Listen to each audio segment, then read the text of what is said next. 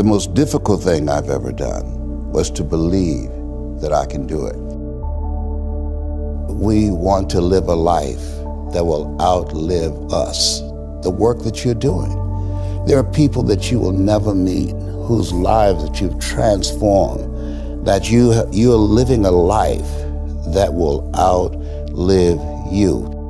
Oliver Wendell Holmes said that once a man or woman's mind has been expanded with an idea, concept, or experience, it can never be satisfied to going back to where it was. And so their lives will be transformed, and they will become a pencil, as Mother Teresa would say, in the hand of God, and start writing a new chapter with their lives. So how do people get hungry? You get hungry by finding something that's you. I believe that all of us are born unique, but most of us die copies. You got to find out, what is it that turns you on? What resonates with you? This is my passion. This is my drive. This is something that I feel in my heart. The key to that hunger-driven life is a heart-centered life.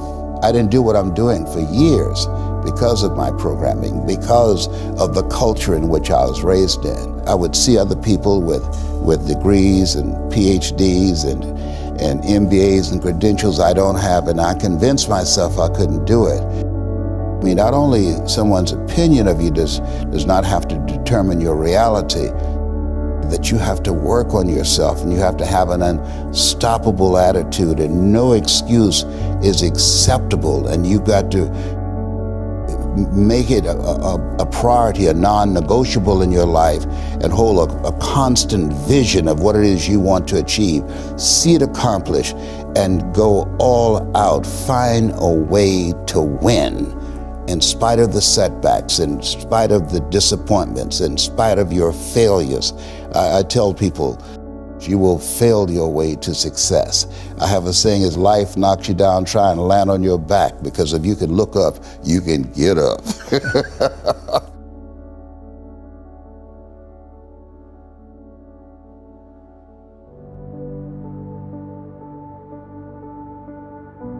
A gentleman who dramatically transformed my life, I was a junior at Booker T. Washington High School in Miami, Florida.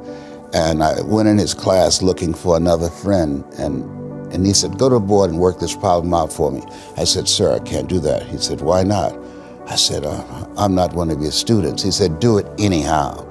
And the other kids started laughing, saying, he's Leslie, he's DT. And he said, what's DT? His brother is smart, but he's the dumb twin. And I said, I am, sir. And he came from behind his desk and he pointed at me, he said, don't you ever say that again.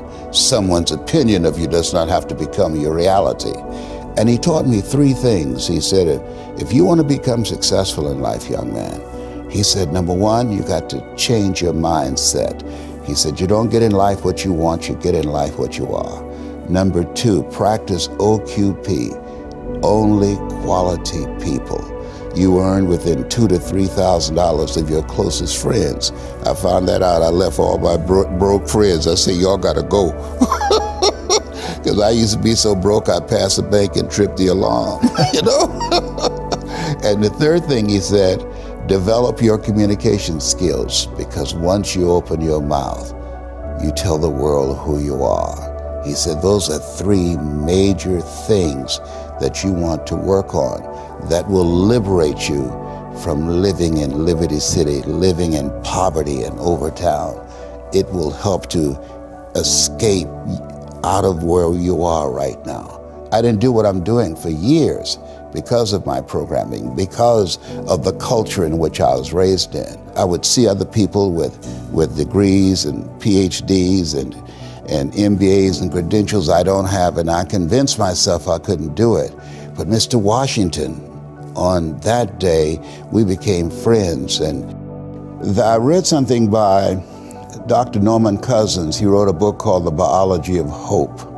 And he talked about the fact that when something happens to you, you don't deny it, you defy it. And I was defiant that I'm going to beat this, I'm going to handle this, that there are people who many times when something happens to them, that they embrace it from a place of fear and it takes them out. And L.C. Robinson said, things may happen to you and things may happen around you, but the most important things are the things that happen in you. And you have to stand up inside yourself and deal with it and handle it. Those experiences of going after goals that's beyond your comfort zone and having relationships that will challenge you and surrounding yourself with coaches and mentors who can take you to a place within yourself that you can't go by yourself because you can't read the label when you're locked in the box. And so those experiences, they challenge you to go to that next level and continue to move forward in your life, doing new and exciting things that eye has not seen, ear has not heard, nor has entered the heart of mankind what God has in store for you when you live a heart-centered life, deciding that you're going to live a life that will outlive you. You're going to live a life that counts, a life that will build a legacy and change the planet. Ask yourself the question, who should I count on and who should I count out? And so many people never achieve their goals because they have too many toxic, negative, energy-draining people in their lives. And you have to have goals outside of your comfort zone that will challenge you, because in order to do something you've never done, you've got to become someone you've never been. And you got to have a mentor who's experienced, who's been there, done that. And as a result of that relationship, because you can't see the picture when you're in the frame. Muhammad Ali said, I'm the greatest, but he never won a championship without Angelo Dundee. And Michael Jordan never won a championship without Phil Jackson. So you've got to have someone that can see something in you that you can't see, that can take you to a place within yourself that you can't go by yourself. Between ages 0 and 5, we determine what's available to us and what's not available to us. There are certain things I could not do, certain places I could not go, and so now you have to operate within the constraints of the dominant society and the things that they've created for you. And it's a challenge to see yourself beyond that and to work to get outside of that. You unconsciously operate within the parameters of what has been put in place. That many people, because they're not making a conscious, deliberate, determined effort to think outside of what life has thrown at them, they end up doing the same thing over and over and over again. Einstein said that thinking that has brought me this far has created some problems that this thinking can't solve. And so through relationships, through reading, through studies, through goals and dreams beyond your comfort zone, it allows you to begin to live out of your imagination as opposed to out of your history. Talk to me about your grandkids, your great-grandkids. Like, if you had just an hour to spend with them, what would you give them in terms of setting them up the way that Mr. Washington set you up?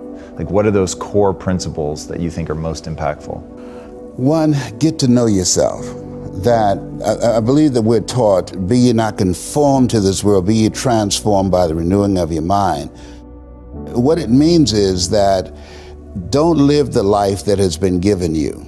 By the culture, by your parents. By their circumstances, by the people that's around you. That Sidney Poitier wrote a book called The Measure of a Man. And he said, when you go for a walk with someone, something happens without being spoken. He said, either you adjust to their pace or they adjust to your pace. Whose pace have you adjusted to?